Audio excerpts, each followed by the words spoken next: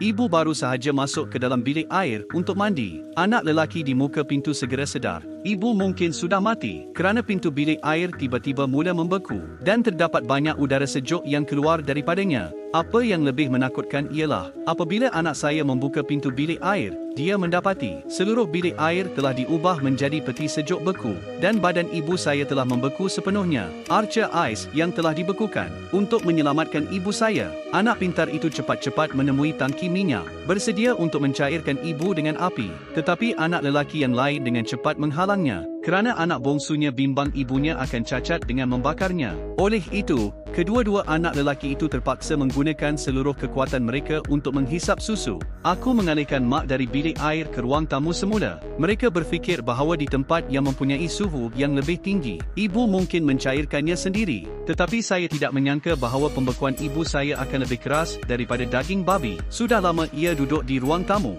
Ibu masih seperti anak patung kembung, tiada pergerakan langsung. Anak saya bimbang dia akan melepaskannya lagi. Ibu mungkin diserang selsema. Kemudian, adik beranak mencuba sedaya upaya untuk menghisap susu buat kali kedua. Bawa ibu balik ke rumah ais, bersedia untuk membiarkan ibu beku dahulu. Tunggu sehingga musim panas dan kemudian bawa ibu keluar untuk kering. Manalah tahu kemudian ayah tiba-tiba terfikir satu idea yang baik. Saya melihat ayah saya menumpahkan petrol di atas sofa. Kemudian dia menyalakan api sofa. Api di atas sofa semakin lama semakin membesar, menyebabkan suhu bilik air meningkat dengan cepat. Ibu berjaya mencairkannya. Pada masa ini, ibu saya masih tidak tahu apa yang berlaku, sehinggalah dia ternampak suis pemanas air. Barulah saya sedar yang saya tidak berhati-hati. Suhu air diselaraskan kepada minus 60 darjah. Ketika skim saya secara tidak sengaja membekukan diri saya menjadi es loli tua.